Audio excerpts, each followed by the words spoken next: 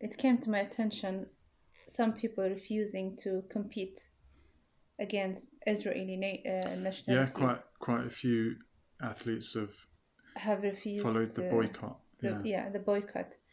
When I was reading some comments about it, people were saying, "Why are you making them win the gold medal easily? Why are you not competing? Why are you withdrawing and letting the people, win like that?" And other people were saying, "No, we should boycott. It's not right. So we're going to take this side." Which side are you in?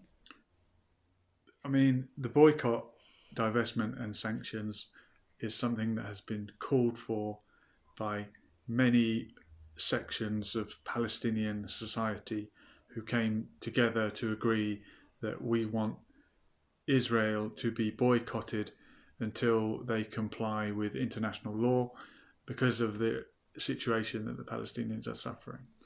So it's a call from the Palestinians, and those that are in solidarity with the Palestinians who feel for their plight are standing with them.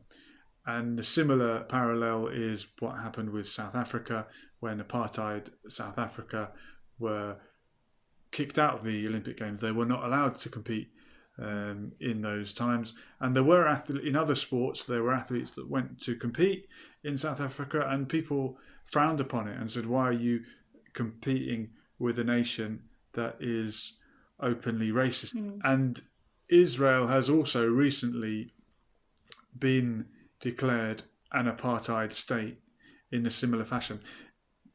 The fact being that apartheid is practiced against the Palestinians in the occupied territories, not in Israel itself, but Israel is guilty of apartheid against the Palestinians living in the occupied territories. So if you're against that, it is a very legitimate protest to refuse to compete against an Israeli athlete, like many of the judoka have at this Olympics, or refuse to speak at a conference in Israel, like the late Stephen Hawking did, Professor Stephen Hawking. He refused to attend a conference in Israel because of the occupation.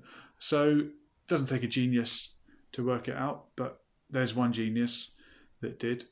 So if Israel win a medal in the absence of competition, well, the message is there from the protest. It's a legitimate protest, and it's a much better alternative than a violent protest. We don't want to see violence, and there's been enough bloodshed in that conflict already. So, as a stand of solidarity with the Palestinians, some people have refused to compete with Israeli athletes, and I commend that decision.